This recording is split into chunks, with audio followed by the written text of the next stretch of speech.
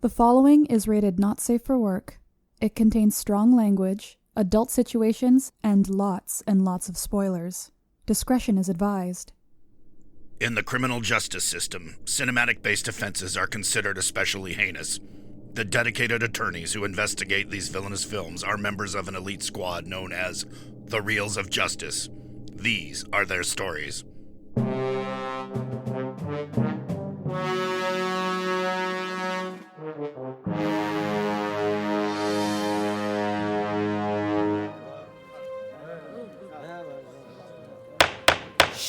Order, please, order. The Reels of Justice is now in session. Judge Funky Monkey Dylan Schlender presiding. We all rise for the Honorable Judge Funky Monkey. He's not allowed to have nicknames. He does now. I know. This doesn't feel right. But all the same, be seated. Welcome to the Reels of Justice. Today we are hearing the case of the people versus Godzilla versus Kong. Godzilla vs. Kong is a 2021 giant monster movie about a giant ape, Kong, who must battle a radioactive dinosaur, Godzilla, while a sinister corporation tries to harvest hollow earth energy to power a supersized cyborg. For those of you unfamiliar with our court proceedings, we are here to determine if this film is guilty of being a bad movie. As always, in this courtroom, films are to be considered excellent until proven awful, and the burden of proof lies upon the prosecution to prove beyond a shadow of a reasonable doubt that this film is guilty. Mr. Addison Binek, as our resident apologist, you are appearing on behalf of the prosecution. You may begin your opening statement. Godzilla vs. Kong had potential to be a very good giant monster movie for the year 2021. There were 3 films that preceded this, leading up to these giant monsters competing for King of the Monsters. However, the film that we got, I feel, was very lackluster, confusing. Some parts were just damn boring, with meandering characters who probably were only in the film because they were contractually obliged. Because I can't necessarily say they were fan favorites. I mean, this film, I feel like it really missed the mark, and I'm not quite sure where this franchise is going to go from here. Thank you, Mr. Binek. Appearing on behalf of the defense is Mr. Robb Maynard. Please present your opening statement. Your Honor, distinguished members of the court, and Ben, when it was announced that the next installment in Legendary's Monsterverse would pit Godzilla against Kong, inarguably the 2 most famous giant monsters in cinematic history, I think we all understood exactly what we'd be getting in this type of film. It would no doubt be a gritty police procedural, with Kong portraying a hard-nosed renegade detective who plays by his own rules, and Godzilla, his by-the-books, no-nonsense superior, constantly trying to rein him in. There would be the inevitable beach volleyball showdown that culminates in a mandatory topless go-go dance sequence accompanied by surfer rock, and the film would naturally climax in Kong and Godzilla finally locking eyes and realizing that the perfect kaiju for them had been right in front of them all along.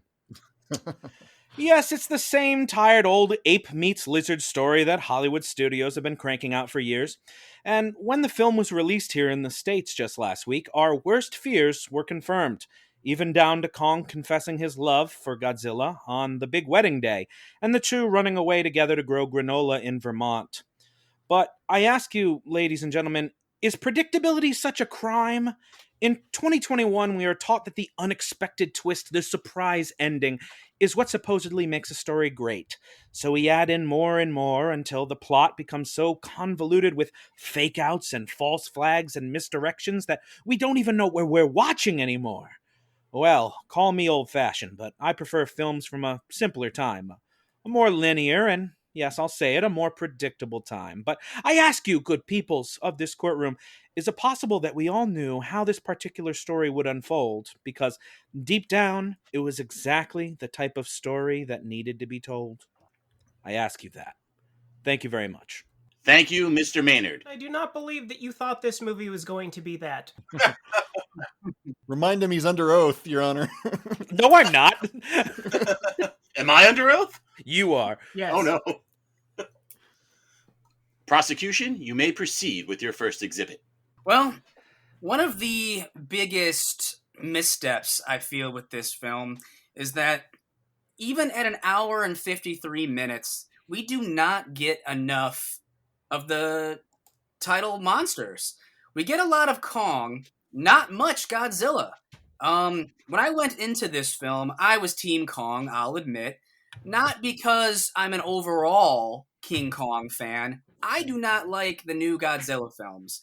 Now, we're not prosecuting those films, we're prosecuting this film. Godzilla's screen time, despite his name being in the title, we don't even see the monster until about 40 minutes in. Objection, Your Honor. Godzilla first appears at the 10-minute mark, attacking the Apex facility. Okay. All right. You got me on that. I see. I mean, but we don't see their first meeting until about 40 minutes into the film. Just for my money, that is too long to wait. I feel like it should have happened, at least 15 to 20 minutes sooner, just to give us a taste. I mean, because even this fight sequence doesn't satiate enough to make up for having to wait for it for that long. Because even after that, we don't see them fight again or meet up again until maybe the last 40 minutes of the film. This is not the kind of movie where I want to hang out with human characters. I mean, let's be honest. We want to see monster fights. We want to see this stuff happening. Some people critique movies like this because there aren't enough human components and human drama. I don't care about any of that in a movie like this. Just give me the monster fights. And I felt like I was just waiting too long to see this kind of stuff. We do get a lot of screen time for King Kong, which I thought was a little unusual, because he was just kind of doing his own thing, being shipped around, and that's cool and all. I do love King Kong, but this is supposed to be Godzilla versus Kong. Where were the monster fights? We get one at 40 minutes in, and then one when there's 40 minutes left of the movie. That's not enough. It's actually even less than that. If I may make a rebuttal.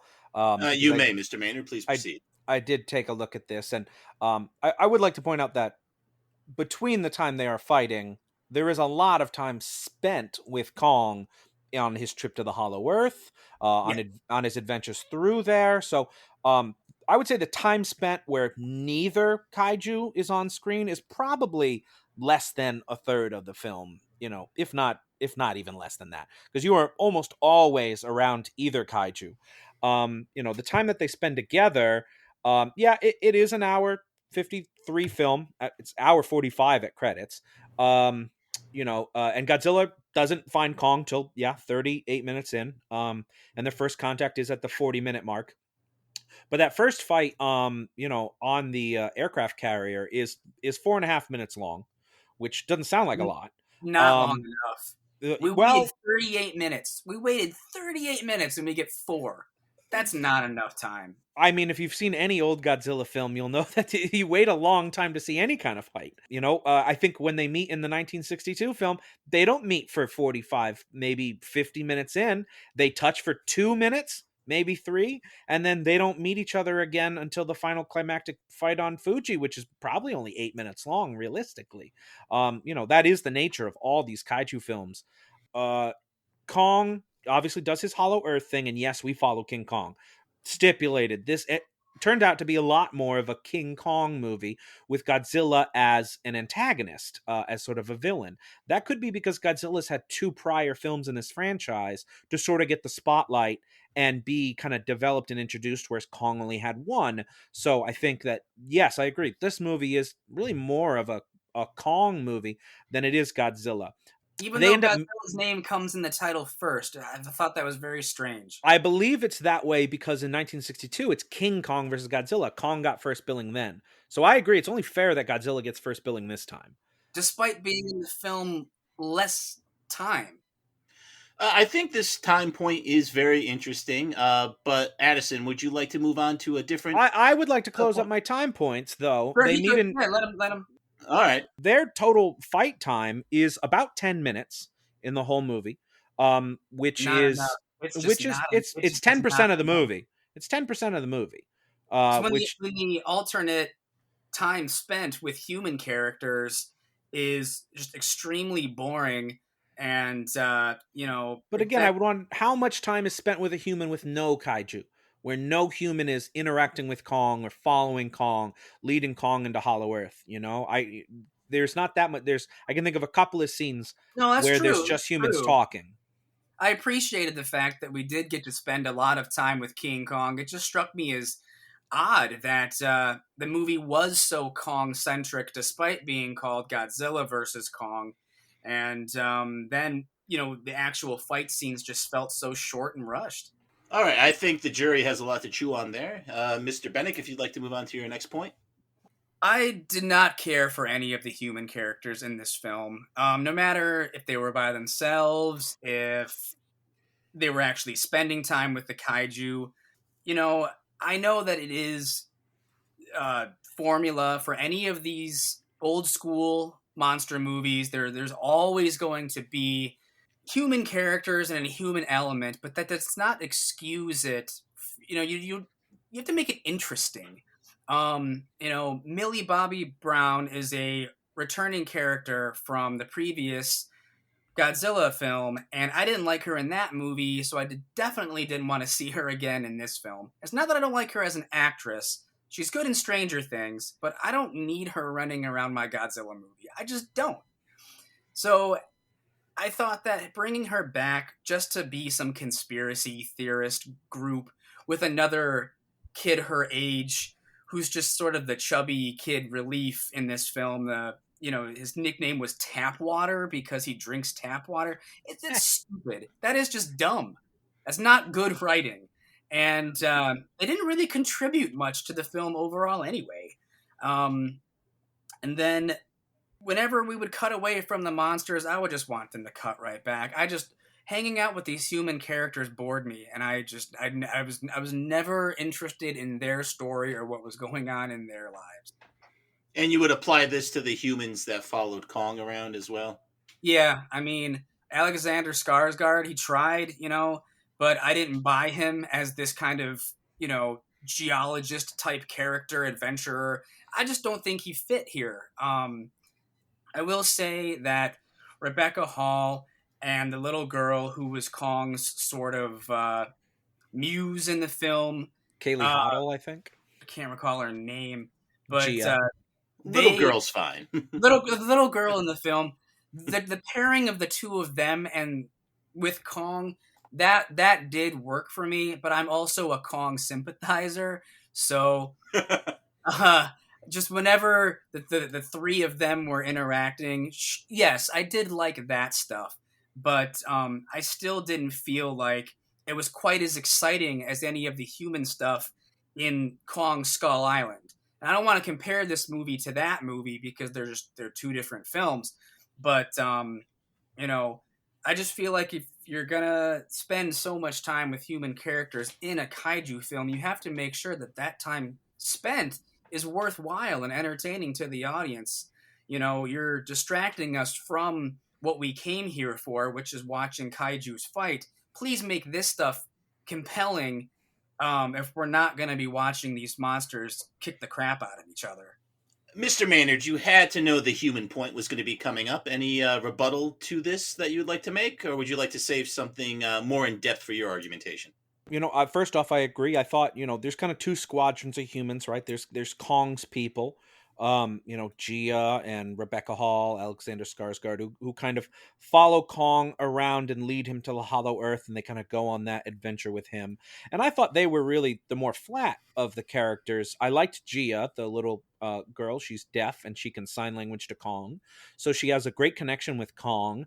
Obviously, they're both orphans, so they have that in common. So that's why they, can resonate so well with each other. They both lost their parents. And then the other group of humans is the one I found a lot more entertaining. And that's Brian Henry. He was the character of Bernie, who is this like conspiracy podcaster who is absolutely there for comic relief because the purpose of Kong's people were to give you the science of Hollow Earth and to sort May the record show Mr. Maynard did air quotes. Yes. And I actually didn't even use my fingers, which is weird. Uh, and so they're there to sort of introduce that side of it, that side of the Hollow Earth science, and to kind of guide us along on Kong's journey. The Godzilla crew people, which is Bernie, Millie Bobby Brown, and Kiwi Kid,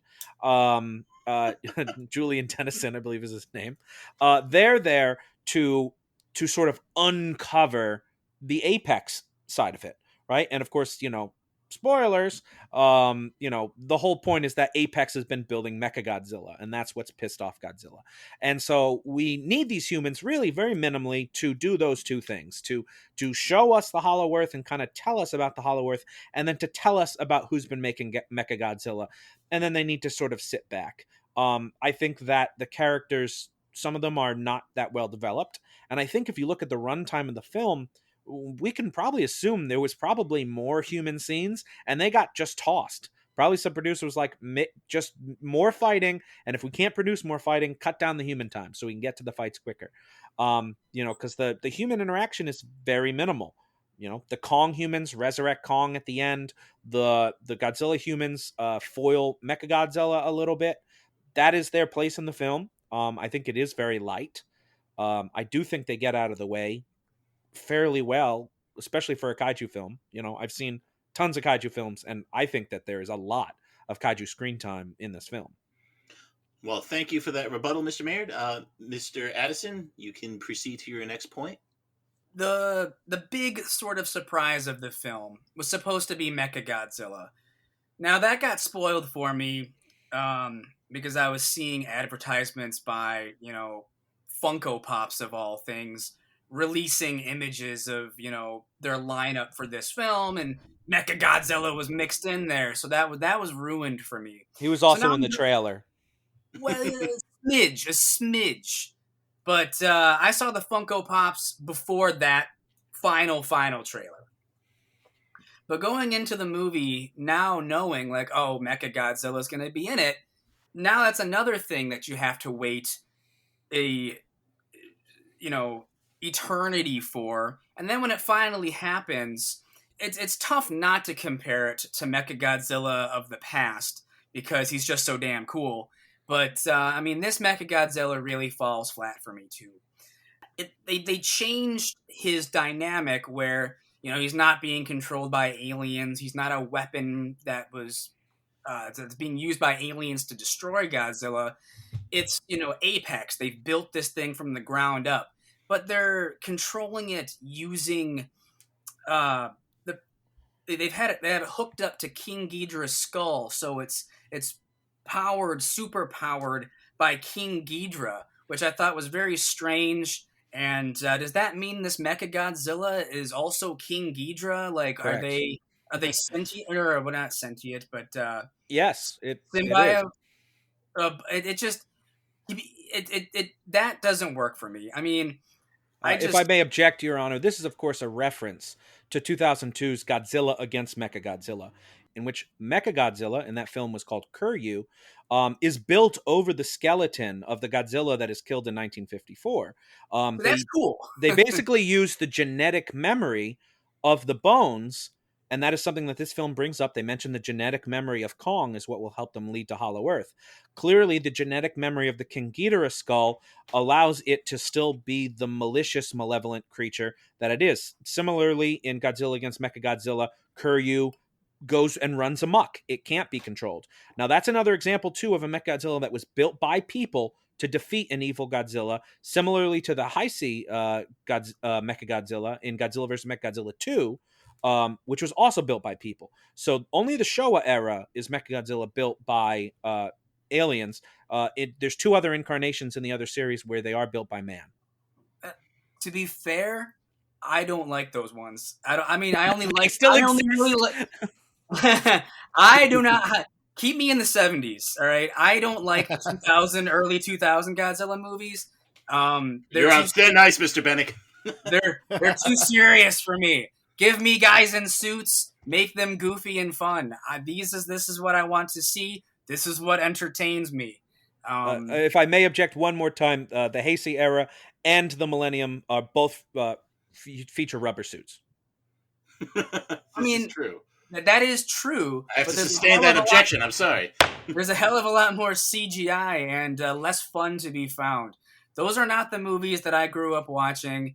1954 Godzilla through Terror of Mechagodzilla.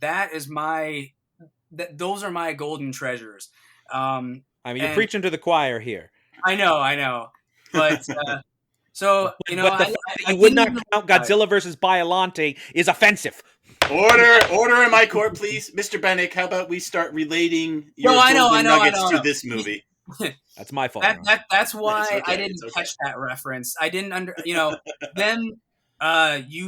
them channeling the DNA of King Ghidorah being a reference to that 2002 Mechagodzilla film. I didn't catch it because I've only seen it once and didn't care for it either. So this idea of hooking up Mechagodzilla to a previous monster doesn't work for me. And even then, what were they thinking? If Godzilla destroyed King Ghidorah in the previous movie, hooking up a robot to his body is certainly not going to work. He's got 2 less heads now. That's a fair point, I would say. Mr. Binek, would you like to proceed to a different point or rest your case? You could talk about how awful the soundtrack is if you'd like. that is one thing that did bother me. You know, these movies are so iconic with the music, the roars, the sound effects.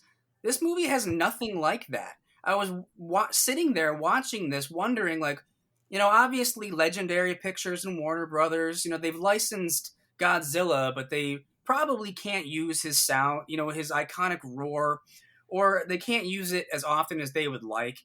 But, you know, it's just one of those things that if it's not in there, then it's incomplete. I need something like that. I need to be reminded that this is that character. I want that iconic sound. You know, King Kong's had various sounds over the years, but with Godzilla specifically, because I am a Godzilla fan, even though I'm on Team Kong for this film, they didn't feel like the characters, especially Godzilla, he didn't feel like the classic Godzilla to me. It was just another giant lizard, another incarnation of this thing was once called Godzilla. And then the score itself, totally unmemorable. There's nothing to it. When these monsters, you know, when you watch the older films, you have them, there's these iconic camera shots and iconic music, and you're ready to go. It gears you up. You get so excited, but I was never really that excited when these monsters, these creatures were coming face to face, and I definitely missed that for sure. All right, well, thank you, Mr. Binek. Would you like to rest there? I would like to rest there. Very good. Robb, as a cyborg who is controlled by a monster skull, I imagine you have some more thoughts on this movie, so if you'd like to proceed with your case. Of course I do, thank you. One, I obviously am a huge fan of the series as well.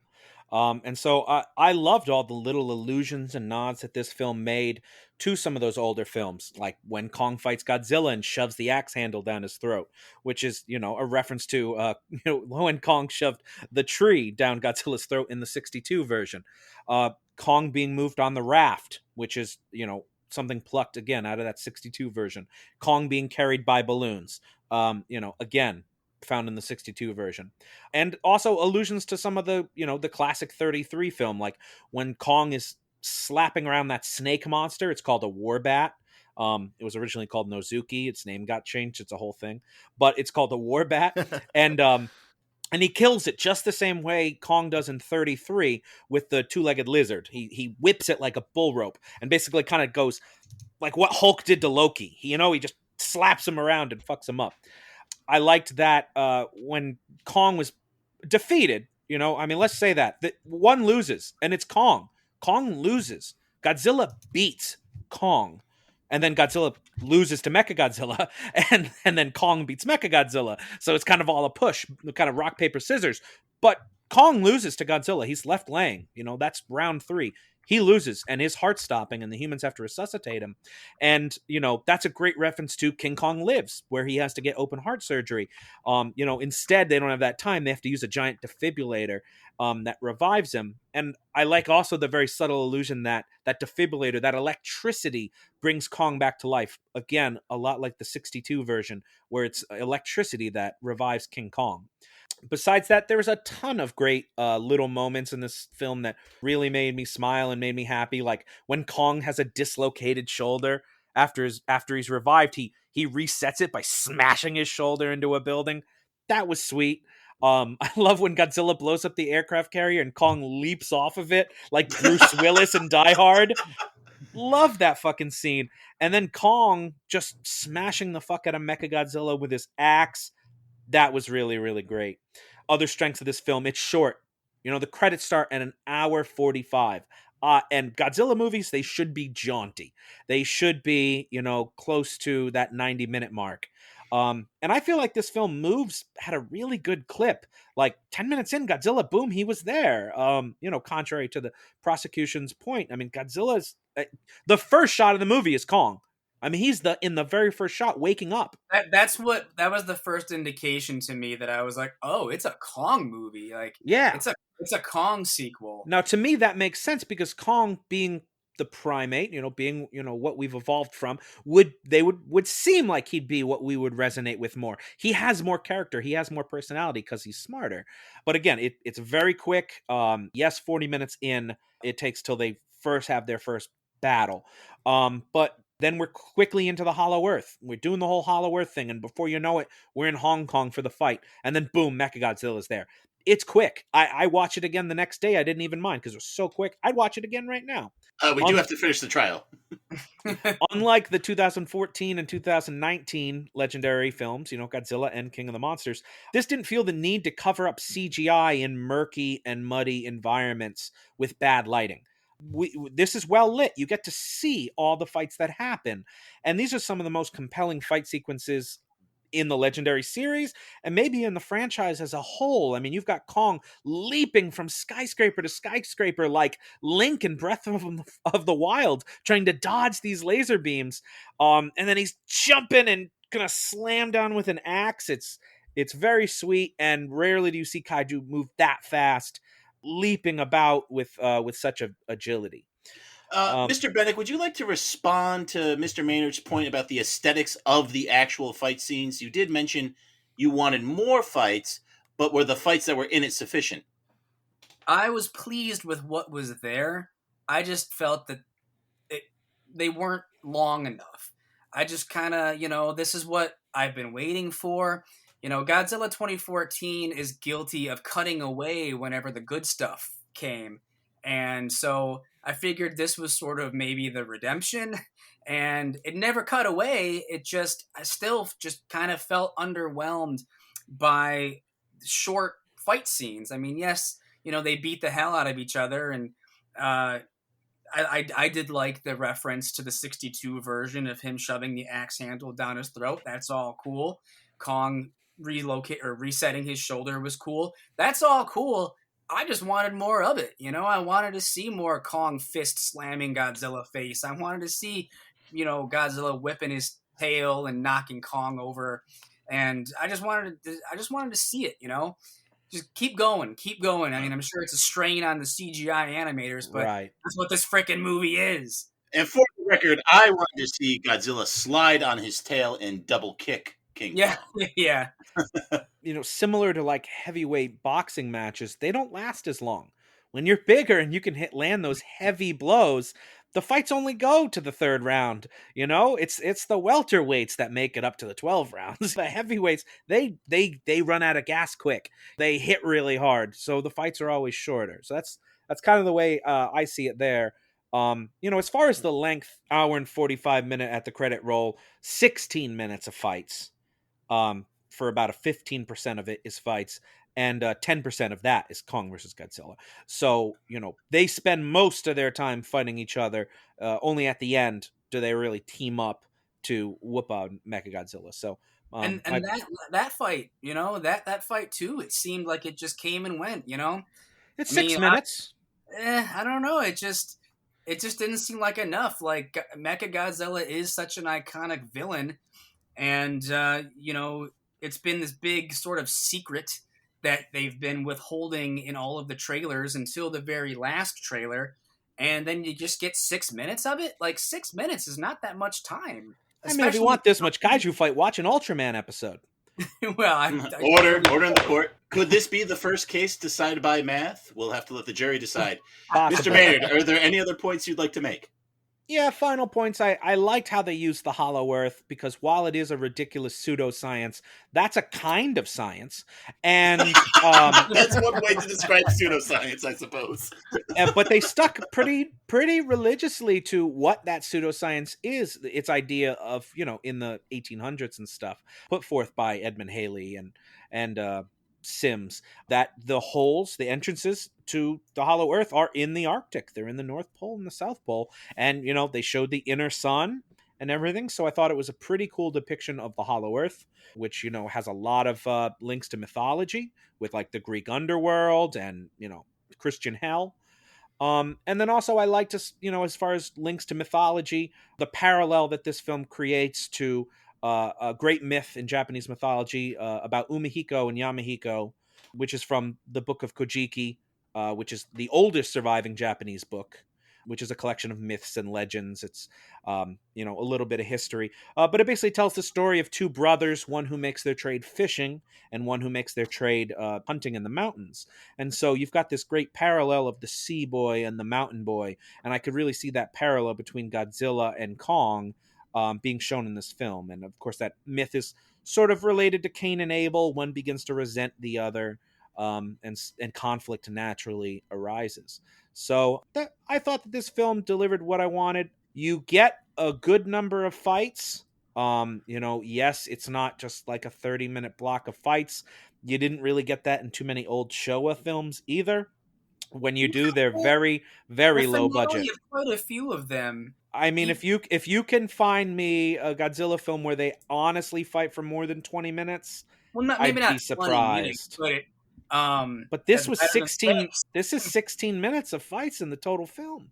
That's a total film. No, that's separated. That's chopped up and divided, and you have to sit through other boring crap to get. You get to go to the Hollow Earth and see some cool Hellhawks. Who doesn't love the Hellhawks? Then make a Hellhawk spin-off movie. Don't call it Godzilla versus Kong. All right, order in the court. We've been over the length of fights ad nauseum. The jury can definitely decide that. That's fine. That's fine. I'll rest my case, Your Honor. I appreciate your brevity, as always, Mr. Maynard. All right. Both sides have rested their cases. The attorneys will now present their closing arguments. Mr. Binek, you may begin. I would just like the world to know that, I just feel like this film is... We had 3 other movies leading up to this 4th legendary picture, Warner Brothers, Godzilla film. It is a King Kong film. It is a Godzilla film. It's a sequel to both franchises. And this was supposed to be the big merger of the two. And it simply wasn't enough. Godzilla 2014, that came out 7 years ago.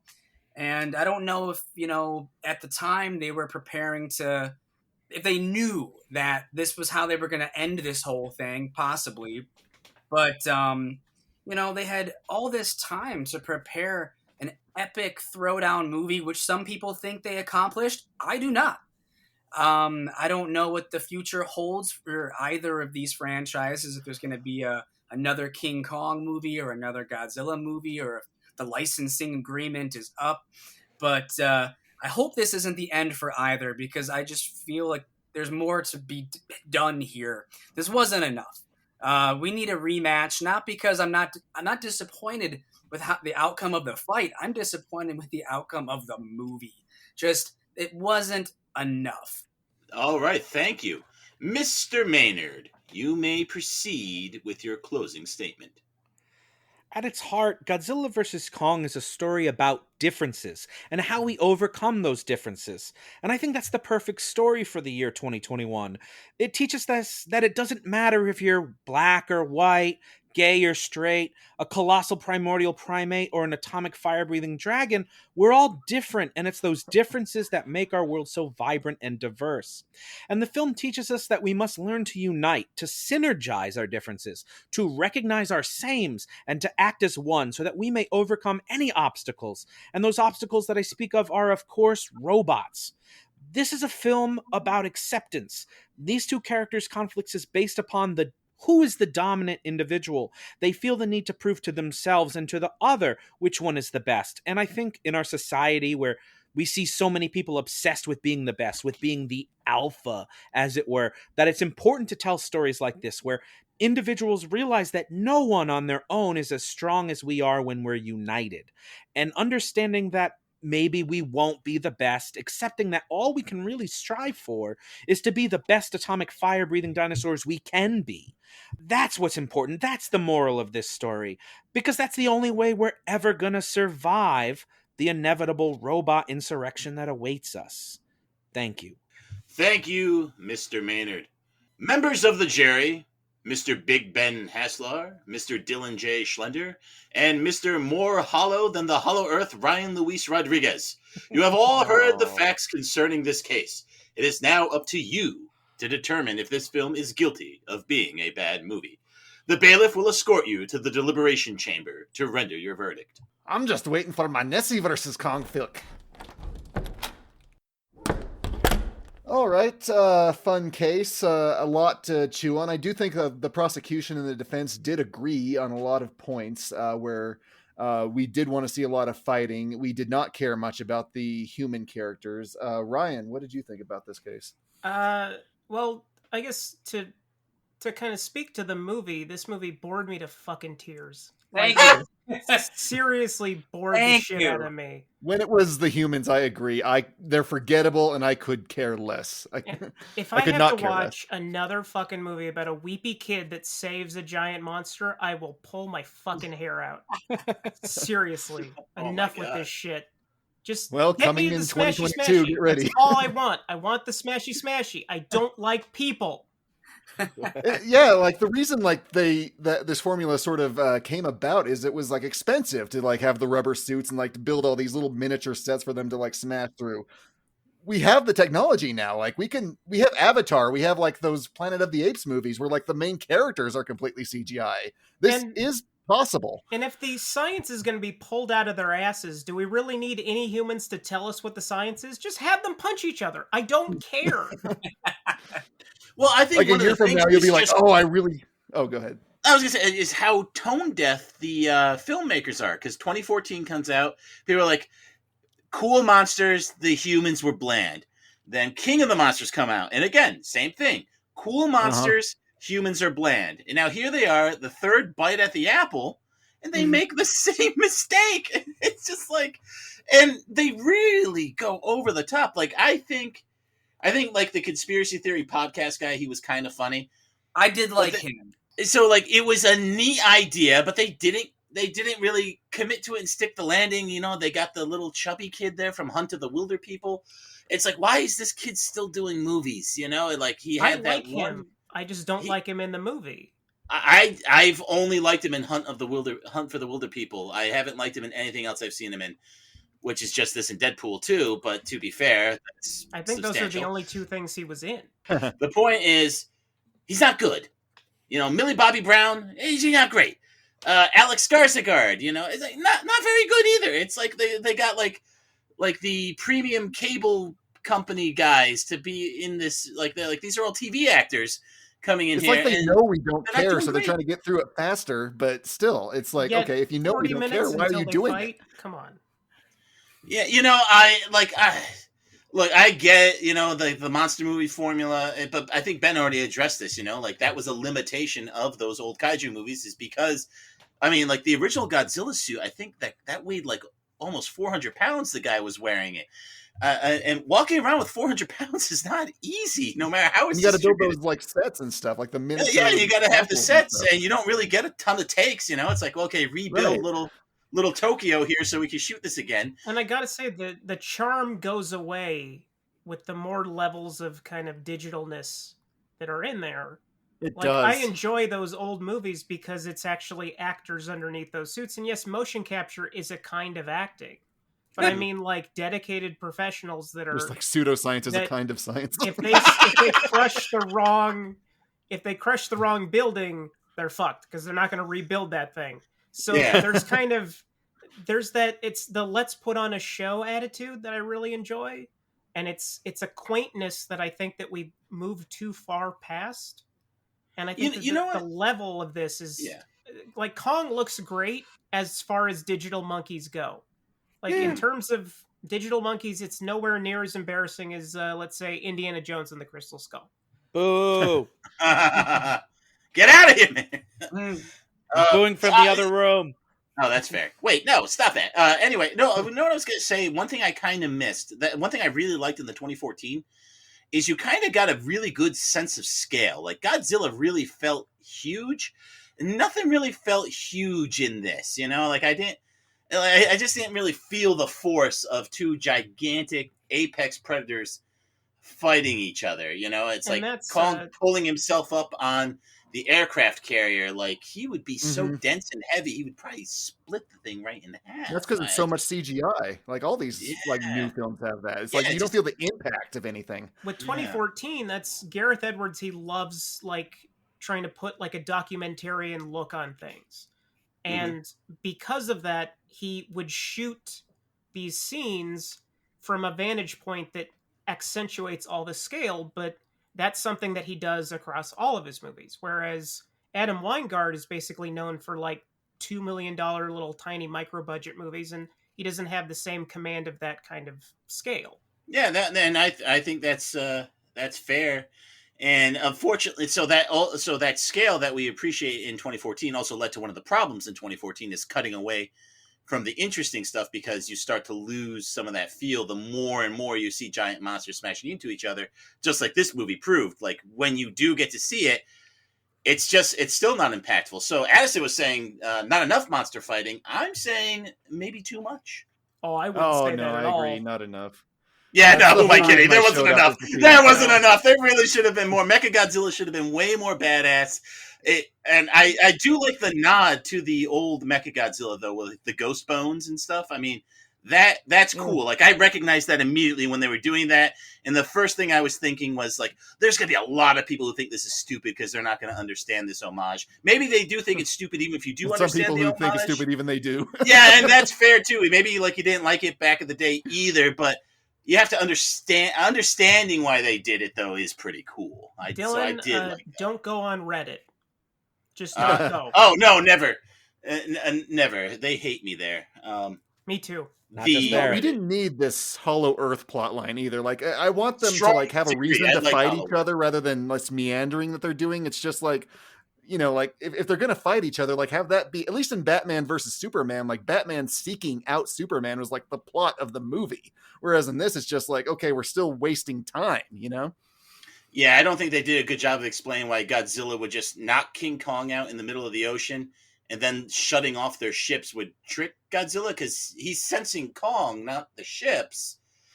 So, like, he has to sense that Kong's still alive. That's the whole point of them seeking each other out. So, I mean, there's a lot of problems with the science. I'm also doing the air quotes. I see it. Yeah. Yes, we can. Yeah, I know. We can all see it here in the room. Feel it. You know, so... so what this movie has going for it, I think Rob brought up some good points about the homages. That's always fun. I think the length it's a very good point. Any movie that's under 2 hours now, I'm leaning towards liking this, because I've become so jaded. I've become so jaded doing this show, watching so many movies. Make movies longer, I say. Yeah.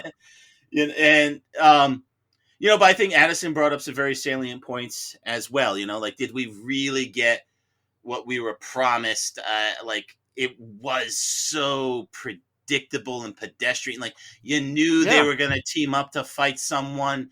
You knew Batman versus Superman had that exact same ending, beat for beat. They even have, like, that Martha moment, and then, okay, one of them dies, and then, okay, the other one, they need to team up to fight the big bad. It's funny you say that, because when they started fighting the last time, I was like, okay, so what's King Kong's mom's name?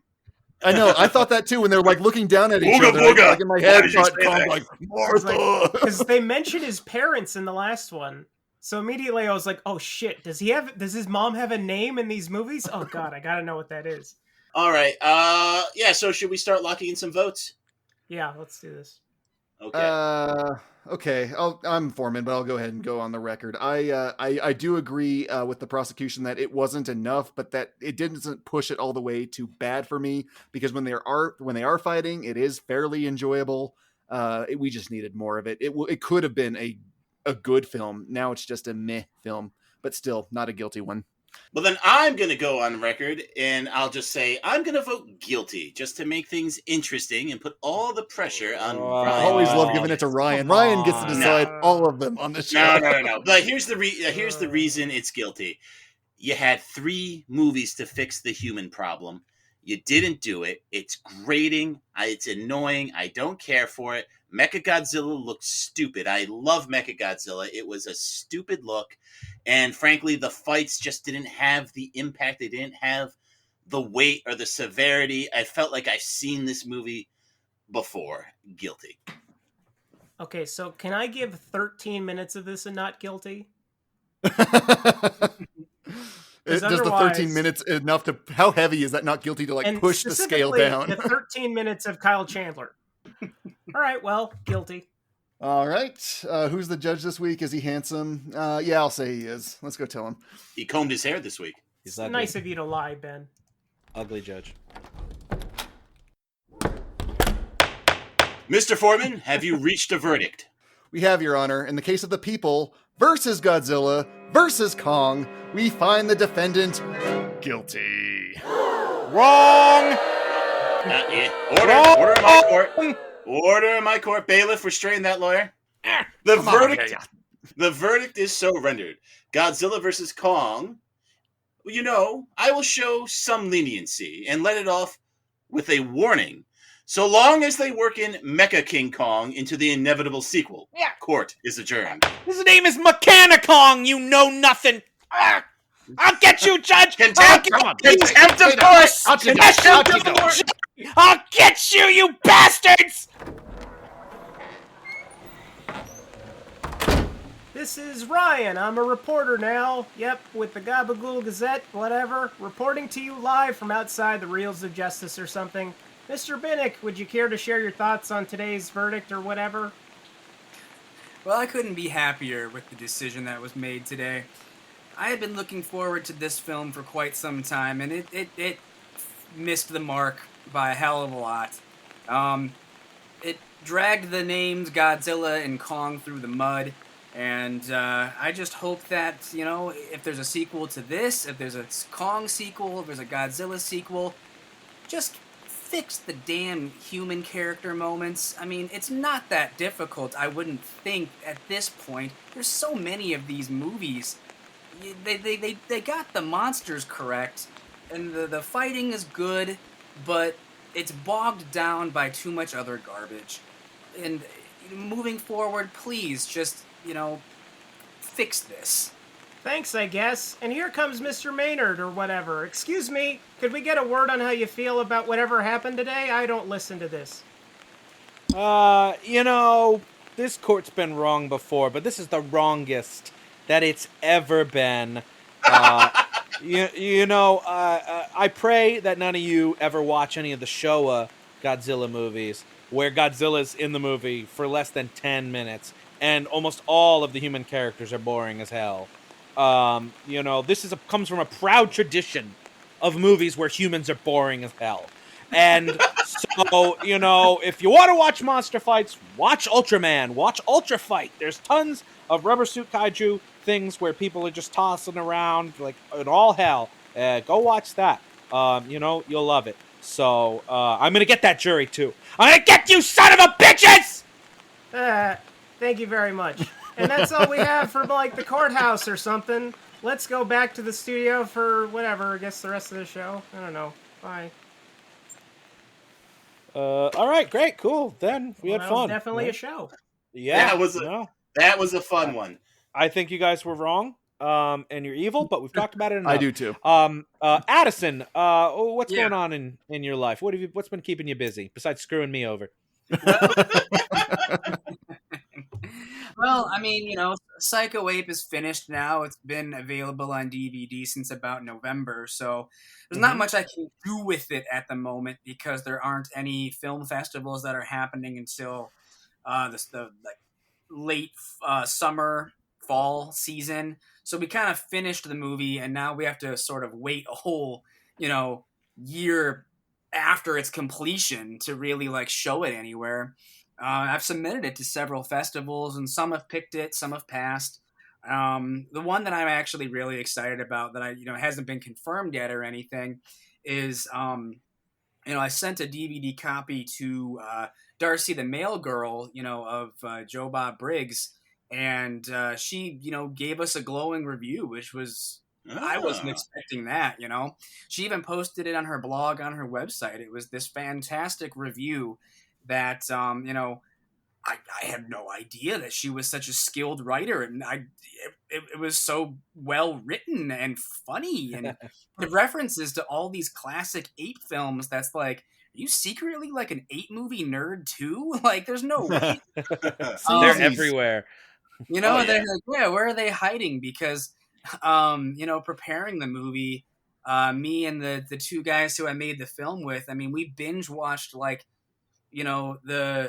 most obscure ape nonsense that we'd ever seen, Going Bananas with Dom DeLuise, shit like that. Apes a poppin'? Did not watch that. No, I wish. But Gorilla the Conqueror. That's another good one. Yeah, we tried to. We ran out of money in the budget, but what we were gonna do was we made a list of all those famous Simpsons ape movies that Homer's always watching, and we were gonna make fake VHS boxes for those and have them kind of sitting around in scenes to make it look like those are real movies. Oh, that would be funny. We just pulled real ape movies out of our collection and had those kind of sitting around the set. But I really wanted to have a VHS copy of Apes a Poppin', but we just. What about Hail to the Chimp? Yeah, right. That's what they get for not hailing to the chimp. So, Addison, what can we expect from the 4-hour Bennett cut of Psycho Ape? Psycho Ape versus Murder Lizard. Unfortunately, I mean, there is no extended cut. Everything that's in the movie's only 64 minutes long. We just basically, my co-writer / editor / cameraman, he edited the movie, but he as he was shooting would edit as we were going, so we kind of knew how long the movie was at any given time. So when we were at 58 minutes, it's like, hey, you want to add 5 more minutes, 6 more minutes, and then we can just call it a film. So we only really shot what we needed. And I mean, there's the script was much longer, but we really did just kind of run out of money and couldn't pay our actors anymore to be in the film anymore. So it's just what's the scene? There was a scene you used, right? And it's not in the script at all, right? You just had the camera on, and it's them having a conversation. The Ratatouille bit. Oh yeah, well, I mean, there's quite a few moments in the movie that are bloopers or improvised. The Ratatouille thing is entirely improvised. That was not a script. Those are just friends of mine. They really are sisters in real life, and we didn't have an idea. It was just going to be another kill scene, because up until that moment, we had been inviting people to come over to my apartment, and we were just filming kill scenes. So it was just going to be another kill scene, but we didn't know what that was going to be. And she just randomly said, hey, I have the entire Ratatouille monologue memorized. Can I say it in this? Okay, I guess. And then if it doesn't work, copyright infringement. And then it became a fight between the two sisters over which Pixar film is superior. And they just kept going and going, and Greg never shut the camera off. So even the scene as it exists in the movie, it's about 4 minutes maybe. It was maybe 12. It was 12 minutes of footage that he then cut down to a 7-minute scene. And I was like, this is too long, Maybe cut off even more. So even the version that's in the film, I feel, is a little long, but we had. So you're saying out there is a Ratatouille cut with the full 12 hours long. The full 12 minutes. That would probably be the only scene that would be extended. Everything else was basically one take, We shot everything. We basically used everything that we shot, except for, yes, maybe the Ratatouille monologue is somewhere on his computer is the full 12-minute cut. There it maybe. is. Release the Ratatouille cut. And The I know We'll get that hashtag started. you're working on some movies to watch on a rainy afternoon. Yeah, right? well, You're working on some newer stuff. I had taken a break for a long time because like the last episode I did was Thanksgiving of 2019, and then after that was when I really jumped into like Masterpiece Theater episode 2, and that took up a couple months of my time, and then that segued into shooting and finishing Psycho Ape.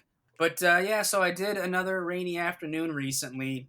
It was an Easter special. We watched and riffed this movie called Easter Casket, but Peter Cottontail comes back from hell to seek revenge, and it's a very blasphemous movie with gratuitous sex and violence. But it had been a while. That was a 1.5 year long break. That's the longest I think I've ever gone, maybe, without doing a movies to watch on a rainy afternoon. They don't take very long to make. I mean, I only made it in 6 days. And this is on YouTube, right? Mm-hmm, yep, it's totally free on YouTube. I have like 120 episodes on YouTube, all for free. And so it's great for Seattle because there's a lot of rainy afternoons there. Yeah, That's right. Take that, Seattle. You can watch them even when it isn't raining, so definitely No, go check out. okay. It'd be better maybe if some rain and a fireplace and How about a sprinkler? Turn a sprinkler on. Is that going to be enough? You can go outside, go out back, and just turn on the hose. It doesn't need to be attached to anything. Go into a crowded public building and put a lighter up to one of those sprinklers. Oh, don't listen to Ryan Luis Rodriguez. We do not condone anything he says. Addison, but I'll acknowledge that it's a funny idea. Addison, we always ask our guests for a recommendation of a movie you think people should see. So, of course, besides Psycho Ape, what is a movie that you think people should see? Well, I wanted to stay on the topic of kaiju films. I recently acquired this movie called War of the God Monsters. Yeah. And it was released by SRS Cinema, but I think it was like a previously unreleased Korean kaiju film, and there's lots of footage from Ultraman in there, if I'm correct. Yeah. Yes. It's almost all of the monster action is from a couple of series of Ultraman. Now, does Yongray ever show up? No, because he's not in Ultraman. No. Bummer. No, yeah, we got to stick straight to Ultraman clips. But I thought it was immensely entertaining. It's a very short. I mean, if you're going to be pulling clips from pre-existing kaiju movies or shows, that's the one you should do. But so I'm not well versed in Ultraman. I've seen a few episodes, but I haven't seen like the entire run or anything like that, or every episode. So seeing some of this monster footage was brand new to me, and that's why I enjoyed it so much. It's kind of like Greatest Hits, I would assume, something like that. They built this story around this guy trying to convince the public that dinosaurs exist, and then it randomly just cut to Ultraman footage of monsters destroying the town, and these two things they weren't filmed together at all.